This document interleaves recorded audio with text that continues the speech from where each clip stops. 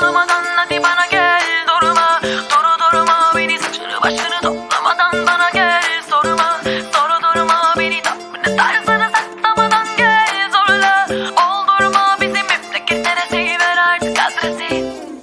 Nasıl bir galaksi? Şimdi ne fark eder pazartesi, cumartesi, yanımda yoksun iyi mi böylesi? Aklım almıyor geldiğin yer neresi? Nasıl bir galaksi? Eline beline dokunamaz oldum, su gibi tenine sarılamaz oldum. Sensiz bir güne uyanamaz oldum, bittim özüme sözüme dönemez oldum. Kulun oldum, kapına kölen oldum, yaralarını saralım.